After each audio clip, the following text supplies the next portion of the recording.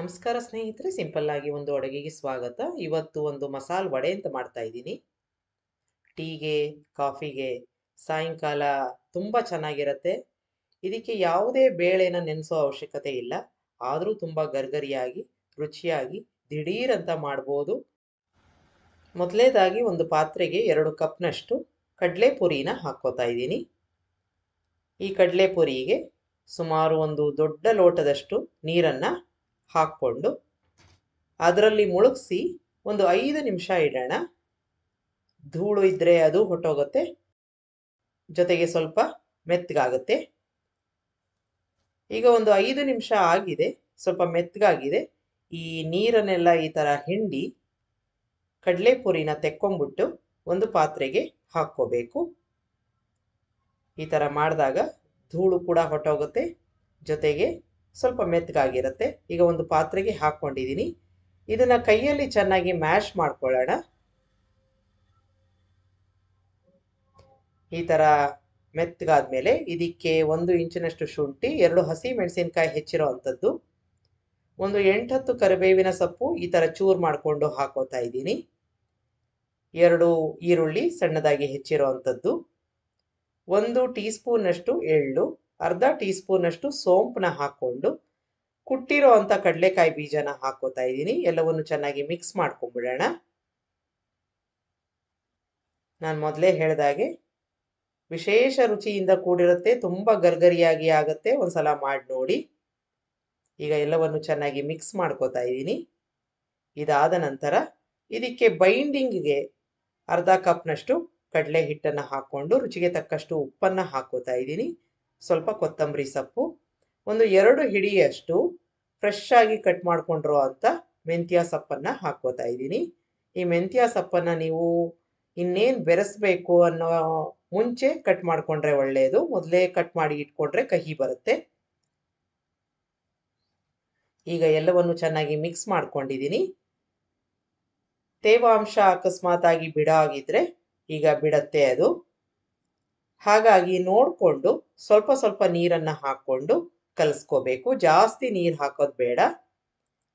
ಈ ತರ ಕೈಗೆ ಸ್ವಲ್ಪ ಸ್ವಲ್ಪ ನೀರನ್ನ ಹಾಕೊಂಡು ಕಲಿಸ್ಕೊಳ್ಳೋಣ.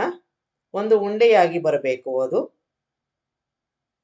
ಅಕಸ್ಮಾತ್ ಆಗಿ ಮಿಶ್ರಣ ತುಂಬಾ ಒಣಕಲಾಗಿದೆ, ಬೈಂಡಿಂಗ್ ಆಗ್ತಾ ಇಲ್ಲ ಅಂತ ಅನ್ಸಿದ್ರೆ 1 ಅಥವಾ 2 ಸ್ಪೂನ್ ಅಷ್ಟು ಕಡಲೆ ಹಿಟ್ಟನ್ನ ಹಾಕ್ಕೋಬೇಕಾಗತ್ತೆ. ಈ ತರ ನೋಡಿ ಬೈಂಡ್ ಆಗ್ತಾ ಇದೆ. ಈಗ ಇಷ್ಟಾದ್ರೆ ಸಾಕು, ಉಂಡೆ ಬರುತ್ತೆ ಆರಾಮವಾಗಿ. ಈಗ ಈ ತರ ಕಲಿಸ್ಕೊಂಡು ಇಟ್ಕೋತಾ ಇದ್ದೀನಿ. ಈಗ ಇದರಲ್ಲಿ ನಿಮ್ಗೆ ಯಾವ ಸೈಜಿನ ವಡೆ ಬೇಕೋ, ಚಿಕ್ಕದು ದೊಡ್ಡದು ಆ ತರ ಮಾಡ್ಕೋಬಹುದು. ನಾನಿಲ್ಲಿ ಒಂದು ಮೀಡಿಯಂ ಸೈಜಿನ ವಡೆಗಳನ್ನ ಮಾಡ್ತಾ ಇದ್ದೀನಿ. ಈ ತರ ನೀವು ಅಂಗೈ ಮೇಲೆ ಈ ತರ ತಟ್ಟಿ, ಸಾಮಾನ್ಯವಾಗಿ ನಾವು ಆಂಬೊಡೆ ಮಾಡ್ತೀವಲ್ಲ ಆ ರೀತಿಯಾಗಿ ಮಾಡ್ಕೋಬೇಕು.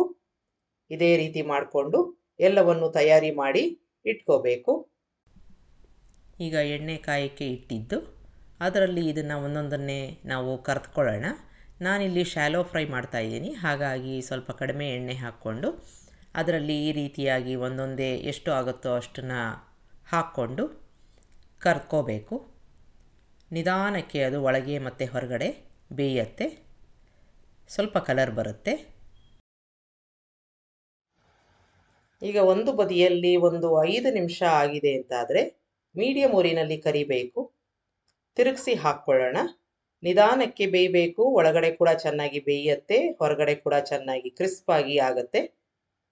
ಈಗ ಕ್ರಮೇಣ ಕಲರ್ ಚೇಂಜ್ ಆಗ್ತಾ ಇದೆ. ಈ ತರ ನೀವು ಶಾಲೋ ಫ್ರೈ ಕೂಡ ಮಾಡ್ಬೋದು, ಡೀಪ್ ಫ್ರೈ ಬೇಕಾದರೂ ಮಾಡ್ಬೋದು. ಈಗ ಸಂಪೂರ್ಣವಾಗಿ ಕಲರ್ ಚೇಂಜ್ ಆಗಿದೆ, ಗರ್ಗರಿಯಾಗಿ ಆಗಿದೆ ಅಂತ ಆದರೆ ತೆಕ್ಕೋಬಹುದು. ಇಷ್ಟು ಕಲರ್ ಬಂದರೆ ಸಾಕು. ಒಳಗಡೆ ಕೂಡ ಬೆಂದಿರುತ್ತೆ, ಹೊರಗಡೆ ಕೂಡ ತುಂಬ ಗರ್ಗರಿಯಾಗಿ ಆಗಿರುತ್ತೆ. ಈಗ ತೆಕ್ಕೋತಾ ಇದ್ದೀನಿ. ಇದೇ ರೀತಿ ಉಳಿದ ಮಿಶ್ರಣದಿಂದ ನಾವು ವಡೆಯನ್ನು ಮಾಡಿಕೊಂಡು ಸರ್ವ್ ಮಾಡ್ಬೋದು. ಒಂದು ಸಲ ಮಾಡಿ ನೋಡಿ, ತುಂಬ ಗರ್ಗರಿಯಾಗಿ ತುಂಬ ರುಚಿಯಾಗಿರುವಂಥದ್ದು. ಟೀ ಕಾಫಿಗೆ ಒಳ್ಳೆ ಸ್ನ್ಯಾಕು, ದಿಢೀರ್ ಅಂತ ಕೂಡ ಆಗುತ್ತೆ. ಯಾವುದೇ ಬೇಳೆ ಉಪಯೋಗಿಸ್ತೇನೆ ತುಂಬ ರುಚಿಯಾಗಿರುವಂಥ ಒಂದು ಮಸಾಲೆ ವಡೆ. ಇನ್ನು ಮುಂದಿಂದು ಇಷ್ಟೇ ರುಚಿಯಾಗಿರುವಂಥ ಮತ್ತೊಂದು ಮಸಾಲೆ ವಡೆ ತೋರಿಸ್ತಾ ಇದ್ದೀನಿ. ಅದಕ್ಕೂ ಕೂಡ ನಾನು ಬೇಳೆನ ಬಳಸಿಲ್ಲ. ಹೇಗೆ ಮಾಡೋದು ಅಂತ ನೋಡೋಣ. ಒಂದು ವಿಶೇಷ ಅಂತಂದರೆ ಇದಕ್ಕೂ ನಾನು ಮೆಂತ್ಯ ಸೊಪ್ಪನ್ನು ಬಳಸಿದ್ದೀನಿ. ತುಂಬ ಚೆನ್ನಾಗಿರುತ್ತೆ. ಈಗ ನಾವು ತಯಾರಿ ಮಾಡೋಣ. ಒಂದು 3/4 ಕಪ್ನಷ್ಟು ಗಟ್ಟಿ ಅವಲಕ್ಕಿನ ಹಾಕ್ಕೊಂಡು ಒಂದು ಪಾತ್ರೆಗೆ ಚೆನ್ನಾಗಿ ತೊಳೆದು ಇಟ್ಕೋತಾ ಇದ್ದೀನಿ. ಸ್ವಲ್ಪ ನೆನೆಯಲಿ. ಈಗ ಒಂದು ಪಾತ್ರೆಗೆ ಈರುಳ್ಳಿ ಹಾಕ್ಕೊಂಡಿದ್ದೀನಿ, ಶುಂಠಿ, ಹಸಿಮೆಣಸಿನ್ಕಾಯಿ, ಸ್ವಲ್ಪ ಉಪ್ಪನ್ನು ಹಾಕ್ಕೊಂಡು ಮಿಕ್ಸ್ ಮಾಡ್ಕೋತಾ ಇದ್ದೀನಿ.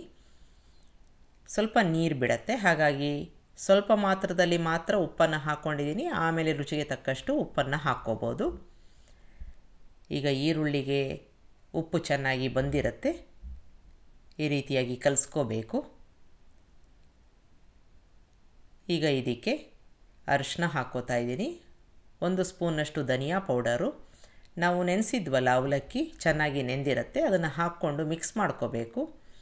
ಅವಲಕ್ಕಿನ ನೀವು ಕಲಿಸಿದಾಗ ಹಿಟ್ಟು ಥರ ಆಗಬೇಕು. ಈ ರೀತಿಯಾಗಿ ನೀರು ಹಾಕ್ಕೊಳ್ಳೋದು ಬೇಡ. ಈರುಳ್ಳಿನಲ್ಲಿ ಏನು ನೀರು ಬಂದಿರುತ್ತೆ ಅದೇ ಸಾಕು. ಈಗ ಎಲ್ಲವನ್ನು ಚೆನ್ನಾಗಿ ಕಲಿಸ್ಕೊಂಡಾಗಿದೆ.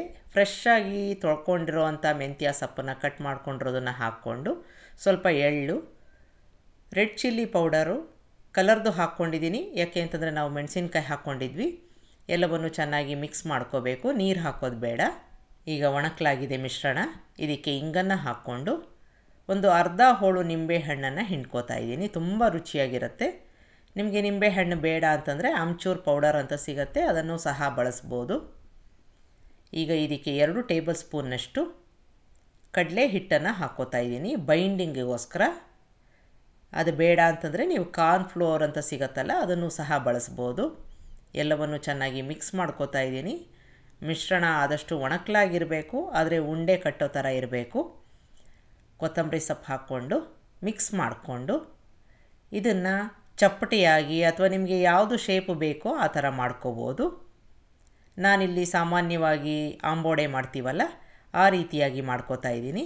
ಸ್ವಲ್ಪ ಕೈಗೆ ಎಣ್ಣೆನ ಹಚ್ಕೊಂಡು ನಿಮಗೆ ಯಾವ ಸೈಜಿನ ಒಂದು ಮಸಾಲೆ ವಡೆ ಬೇಕೋ ಆ ರೀತಿಯಾಗಿ ಮಾಡ್ಕೋಬೋದು. ಈ ಥರ ಚಪ್ಪಟೆಯಾಗಿ ಮಾಡಿಕೊಂಡು ಇದನ್ನು ಸಹ ನಾನು ಶಾಲೋ ಫ್ರೈ ಮಾಡ್ತಾಯಿದ್ದೀನಿ.